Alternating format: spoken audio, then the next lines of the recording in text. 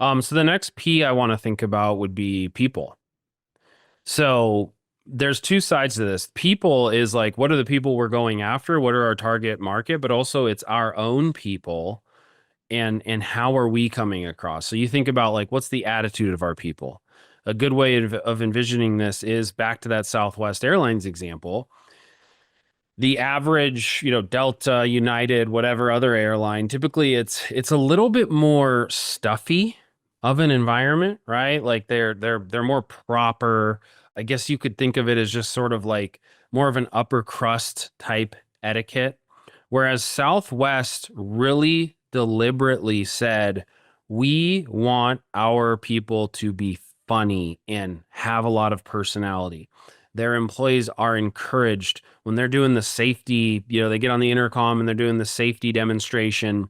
They're literally encouraged to make jokes and make it funny and be entertaining, right? So it's a much different feel. And if you've ever been on a Southwest flight, occasionally you get someone that's legitimately like, it's like a stand-up routine when they're doing that, when they're doing that safety protocol thing that they're required to do. It's hilarious. And that's part of your people strategy, right? Customer service, right? Is it going to be just like free returns, no questions asked, whatever you want? Yes, ma'am. Yes, sir. What's the appearance going to be? Are you going to have suits and ties? Are they going to be allowed to wear whatever they want? Very casual. All of these things are going to have a massive effect on how your market views you, right? If you're going after, for example, like, you want to go after these $1 million, like every home is multi-million dollars in these neighborhoods, and that's where you're putting your clinic, and you want these types of clients, there's going to be a specific expectation that they have from the employees of your business that is going to be different than the expectation of people who are making 50K a year, Yeah, those right? people are going to have to be highly polished.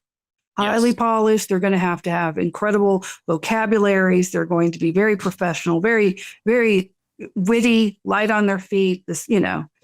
light, when they speak, not like me right now.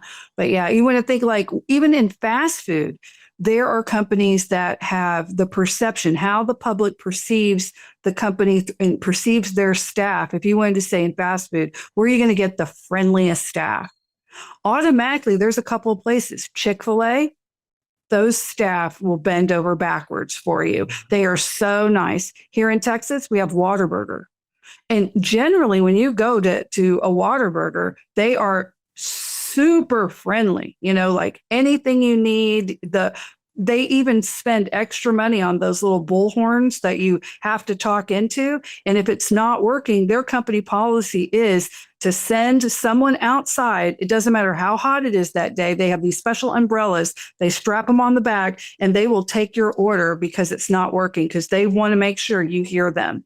And Yeah. so automatically when you think, well, really friendly fast food staff, most other places you think, not so much. But in those places, they've invested in this part of their strategy. Yep. Another really good example. So I don't know if there's a few of these restaurants. I don't think it's a huge chain, but Dick's Last Resort. Oh, yeah. Food is terrible, really crappy food.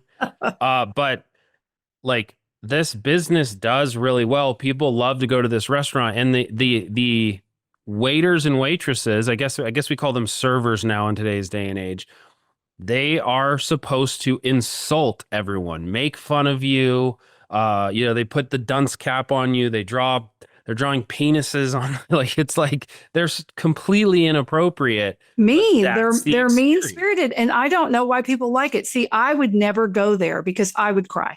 I just have no personality for that. I would cry, even though I know that that's their job and everything. I'm just like so super sensitive.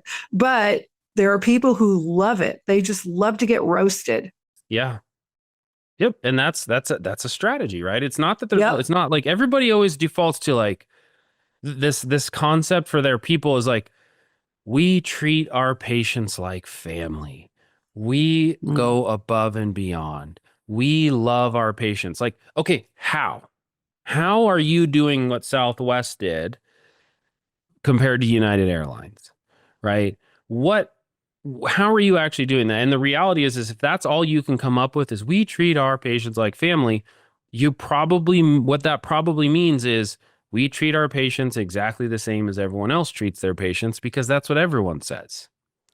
So they don't pitch up for Thanksgiving. They don't send birthday cards. They forget stuff and then call 2 weeks later and you missed your appointment, but we're charging you anyway. Let's rather not treat them like family. Let's treat them better than family. Yeah, Yeah, because there's a lot of people with dysfunction in their family. that's true. That's true.